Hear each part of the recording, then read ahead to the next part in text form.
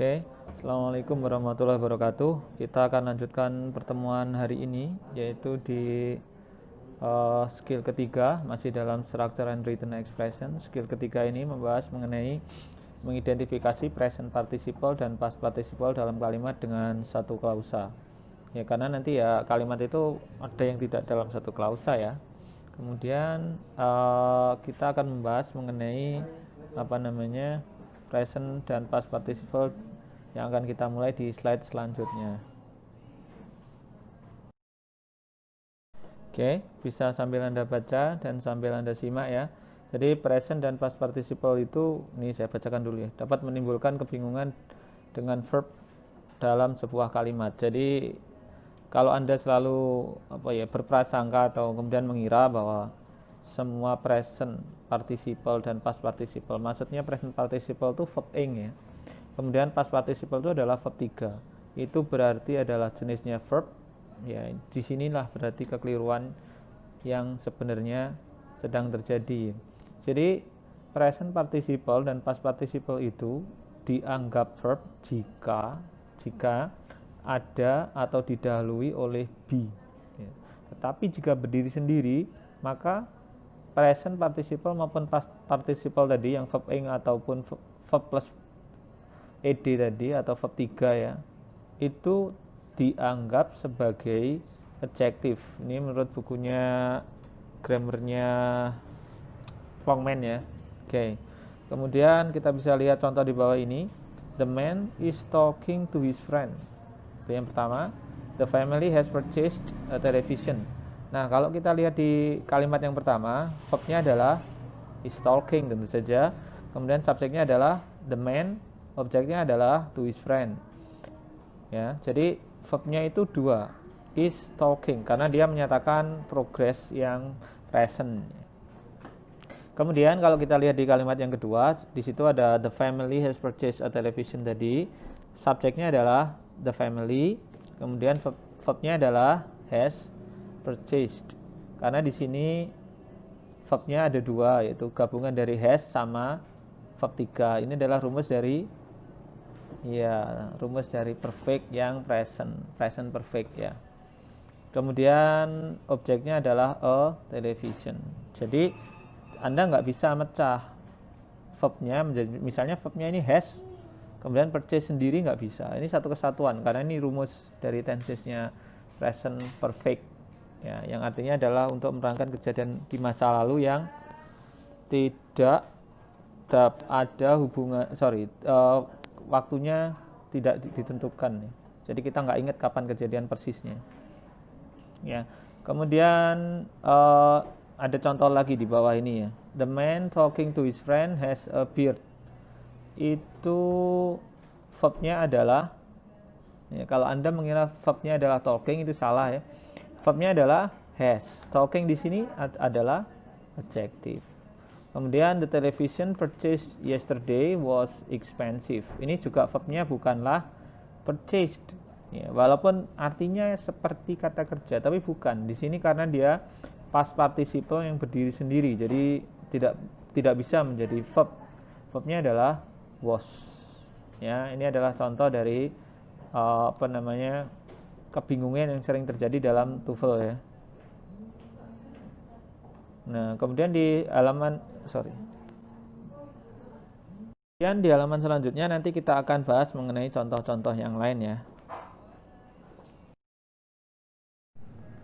Baik, di halaman terakhir ini ada lebih banyak contoh ya. Sebenarnya nggak banyak sih, cuma 2 aja, tapi semoga ini lebih bisa menjelaskan nanti mengenai mengidentifikasi present participle dan past participle ya.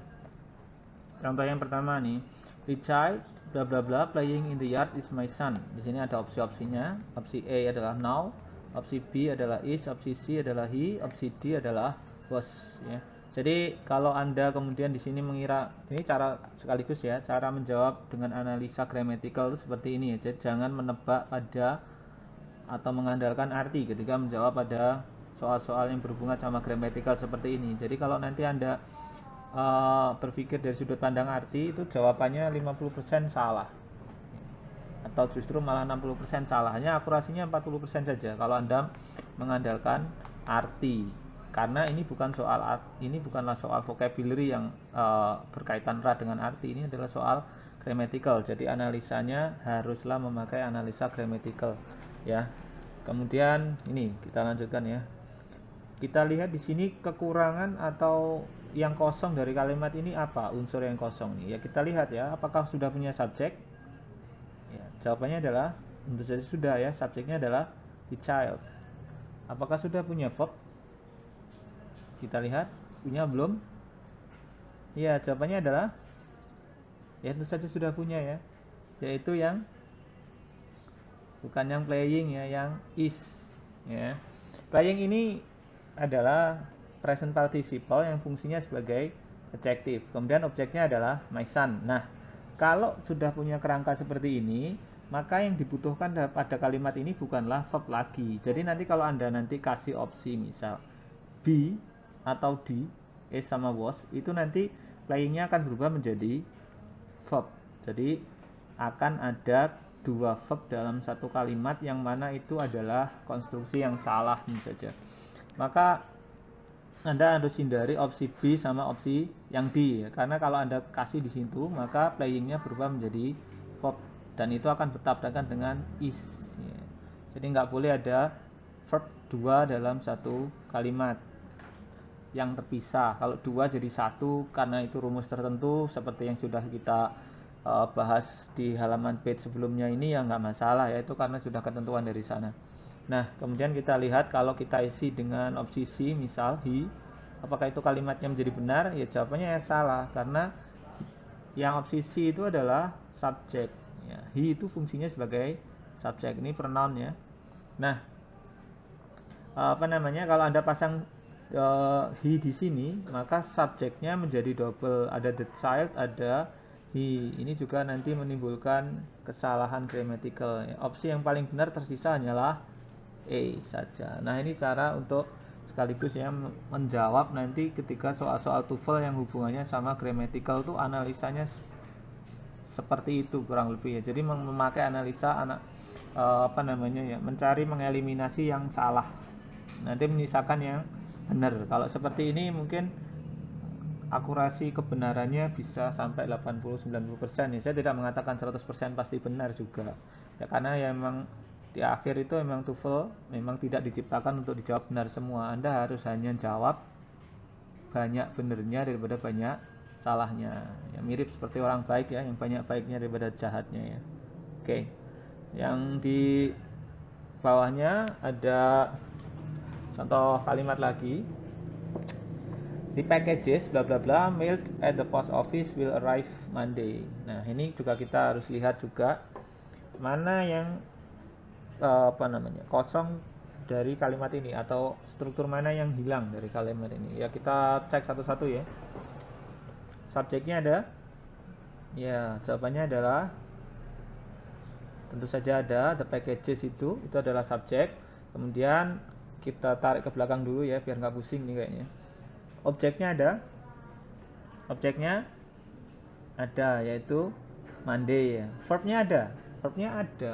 Will arrive. Will arrive itu adalah future tense ya. Jadi will arrive itu ya, kayaknya dua iya memang, karena itu ketentuan rumus dari simple future tense yang isinya adalah subject will plus verb 1 plus objek tentu saja ya. Nah, jadi will arrive itu nggak bisa dipecah. Jadi Anda nggak bisa mengatakan verbnya adalah arrive saja atau will saja, nggak bisa. Itu satu kesatuan ya. Kenapa? Ya, rumus dari sananya jawabannya. Tentu saja seperti itu ya, sederhana saja. Nah, kemudian untuk mengisi kekosongan ini yang mana yang nggak boleh? Ya, kita ambilnya dari sudut pandang itu biar nggak susah. Yang A, misal kalau kita masukkan opsi yang A ini have, ini nanti jatuhnya akan ada dua verb ya. Kalau Anda masukkan have mailed itu menjadi rumus have has plus verb 3 itu rumus dari present perfect. Jadi nggak bisa Anda nanti ada double verb ya, seperti yang sudah dijelaskan tadi. Kemudian kalau Anda masukkan opsi B misal were, itu juga nggak bisa ya. Kalau kita masukkan opsi C them, nah ini juga kurang pas karena ini adalah fungsinya sebagai objek, jadi nggak bisa Anda taruh di sini. Ya, yang tersisa adalah opsi D, yaitu just. Jadi the packages just mailed at the post office will arrive Monday. Mailed ini fungsinya bukan sebagai kata kerja, tetapi sebagai adjektif. Ya. Berikut ini adalah penjelasan mengenai di skill 3 ya. Saya harap bisa jelas. Kalau nanti ada pertanyaan, nanti silakan Anda sampaikan melalui WhatsApp ya. WhatsApp grup kita. Materinya akan saya upload di Google Classroom. Yes. Nanti tugas-tugasnya akan juga di situ. Materinya akan saya upload di Google Classroom dan yang platform-platform yang lain ya. Kalau kebetulan di kelas Anda nggak ada Google Classroom ya kita pakai platform yang lain ya. Oke. Terima kasih atas perhatiannya. Untuk di skill 3 ini saya akhiri penjelasannya ya. Assalamualaikum warahmatullahi wabarakatuh.